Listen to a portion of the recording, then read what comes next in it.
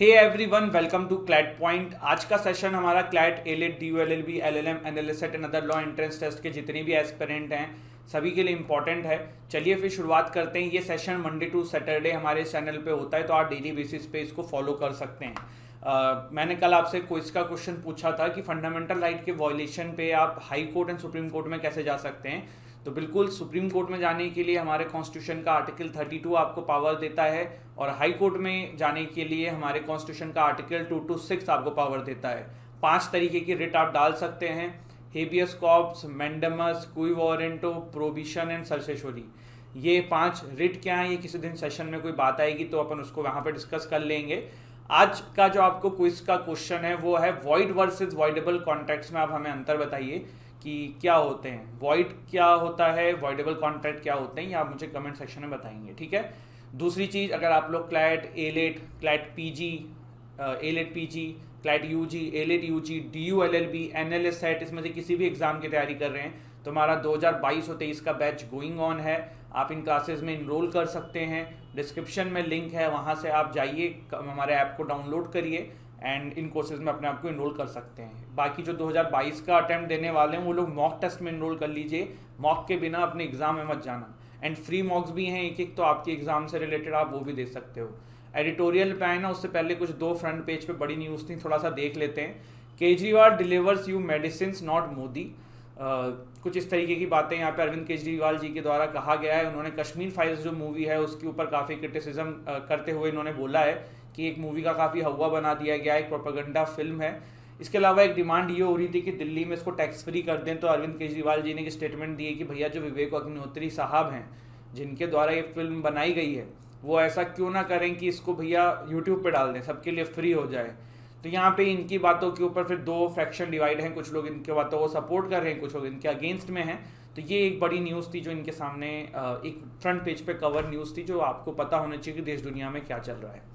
इसके बाद Pakistan minister hints at early elections. अभी देखो 25 तारीख को ही है आई थिंक आपका उनका जो हमारे क्या नाम है इनका, इमरान खान साहब का वो वीटो वाला, जिसमें उनको ये दिखाया जाएगा कि नो कॉन्फिडेंस मोशन, वीटो बोल रहा हूँ, नो कॉन्फिडेंस मोशन जो है वो पाकिस्तान के प्राइम मिनिस्टर इमरान खान का अभी 1-2 दिन में है।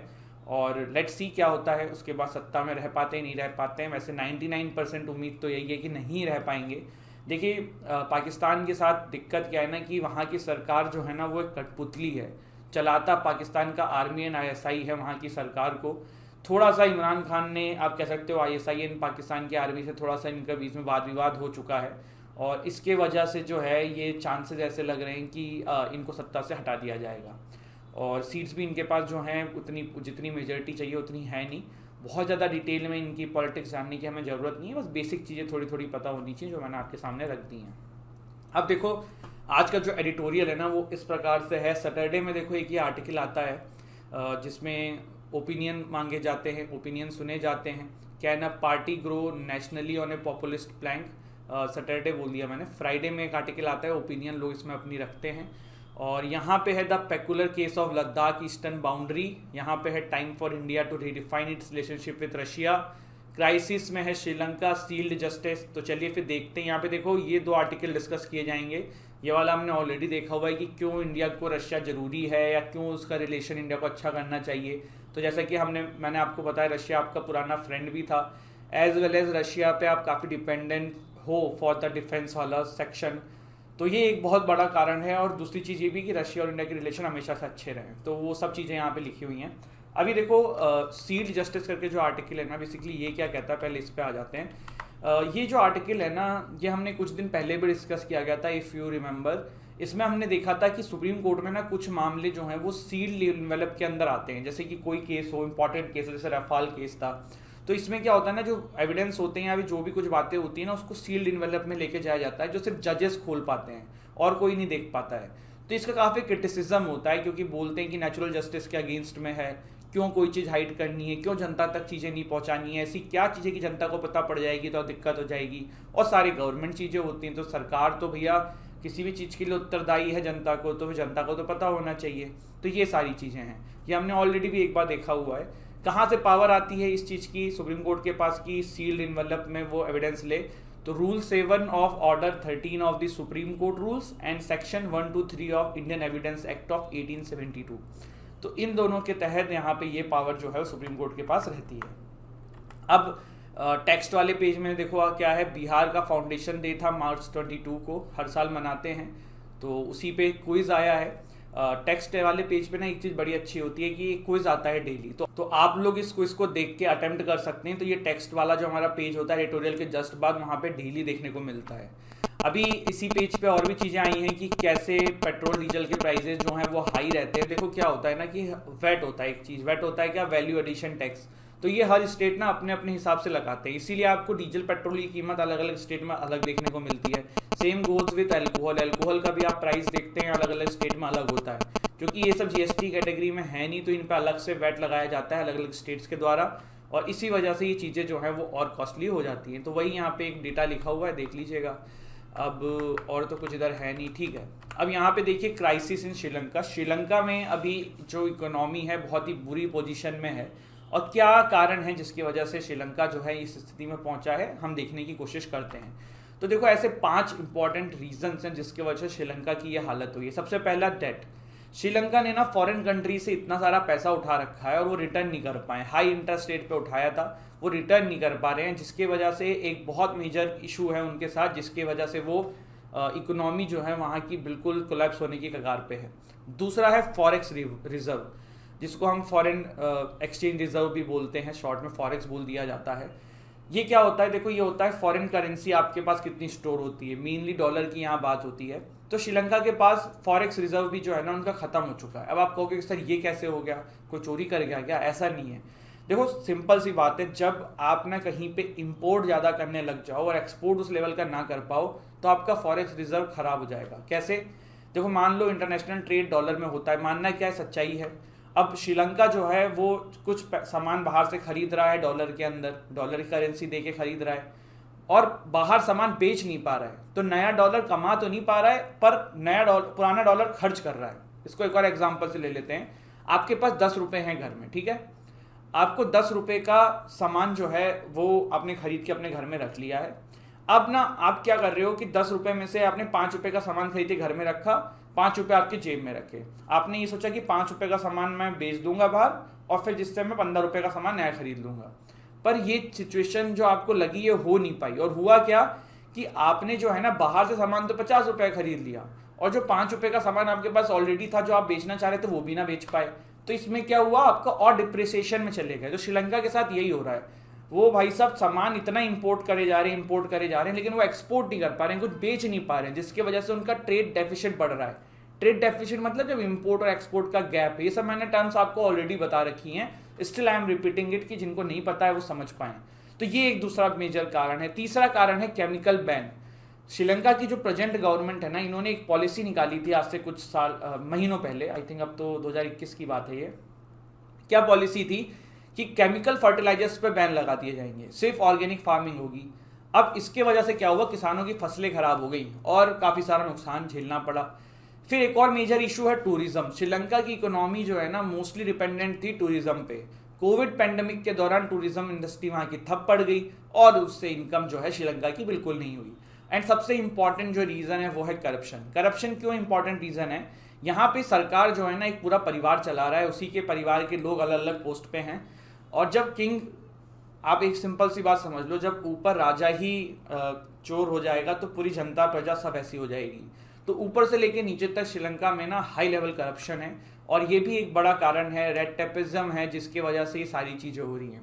रेड टेपिज्म का बेसिकली मतलब आप ये समझ लो कि लापरवाही करना सरकारी दफ्तरों में, ठीक है।